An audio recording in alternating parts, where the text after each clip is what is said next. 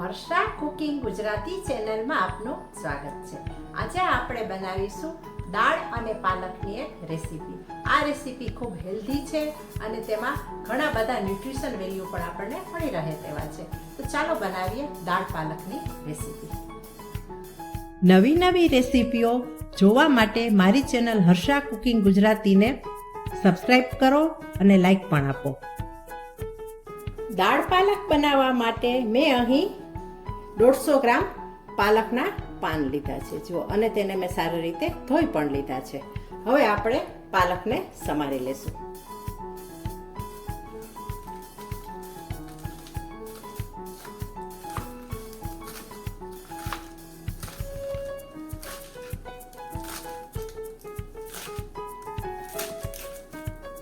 પાલક જ્યારે આપણે બનાવતા હોઈએ ને ત્યારે પાલકને ખૂબ સારી રીતે ધોઈ લેવી, કારણ કે તેમાં રેતી પણ હોય છે અને ક્યારેક માટી પણ હોય છે।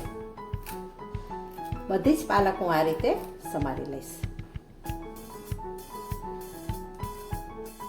બધી પાલકને મેં આ રીતે સમારી લીધી છે અને અહીં મેં મગની ફોતરા વિનાની દાળ લીધી છે અને તેને મેં પલાળી નથી, પણ માત્ર 3 વખત પાણીથી વોશ કરી લીધી છે। આ દાળને પલાળવાની જરૂર નથી, કારણ કે મગની ફોતરા વિનાની દાળ હોય છે તે એકદમ સોફ્ટ હોય છે, એમનેમ જ સારી રીતે કૂક થઈ જાય છે। હવે આપણે રેસીપી બનાવવા માટે આગળનું સ્ટેપ જોઈએ।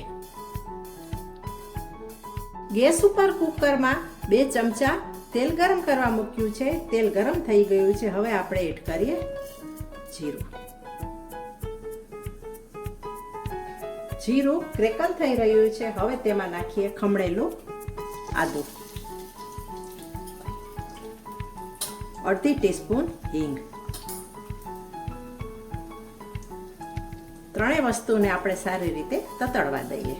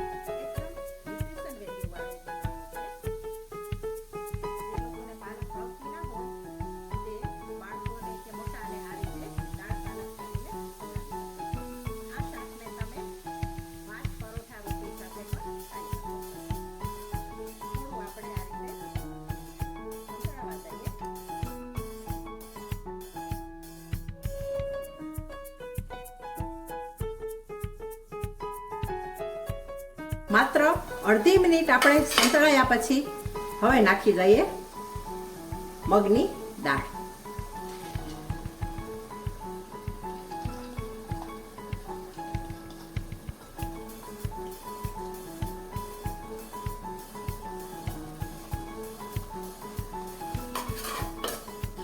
તેને પણ આપણે મિક્સ કરી લઈએ.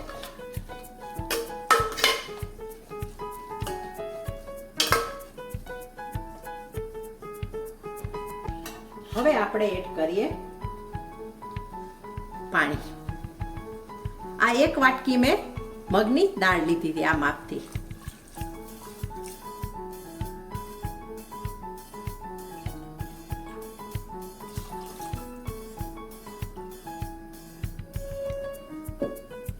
એક વાટકી દાળની સામે હું 3 વાટકી પાણી નાખું છું.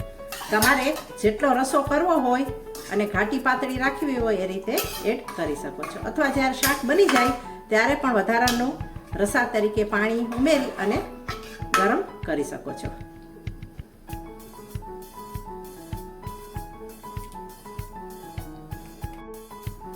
જુઓ, સારી રીતે હલાવી લઈએ અને આ તબક્કે તમને એવું લાગે તો મસાલા ચેક કરી લેવાના. વધારે કાંઈ જરૂર હોય ને ઓછું લાગતું હોય તો તમે એડ કરી શકો છો.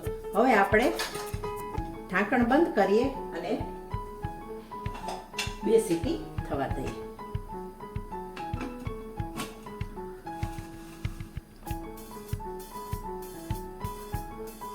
બે સીટી થયા પછી કુકરને મેં નીચે ઉતારી લીધું છે અને ઠંડુ થઈ ગયું છે. હવે આપણે ખોલી લઈએ. વાહ, સરસ મજાની દાળ પાલક બનીને તૈયાર છે. જુઓ, પોષક તત્વથી ભરપૂર અને બધાને ભાવે તેવી દાળ પાલક તૈયાર છે. હવે આ તબક્કે આપણે લીંબુનો રસ ઉમેરી દઈએ. આ રેસીપીમાં કોથમરી નાખવાની જરૂર નથી, કારણ કે આપણે પાલક ભરપૂર માત્રામાં નાખી છે. હવે આપણે સર્વિંગ કરીએ. ભાત, રોટલી, પરોઠા કે ભાખરી સાથે ખાઈ શકાય તેવી દાળ પાલક બનીને તૈયાર છે. દાળ પાલકનો આ વિડીયો તમને કેવો લાગ્યો તે મને કોમેન્ટ કરીને જરૂર જણાવજો. Thanks for watching.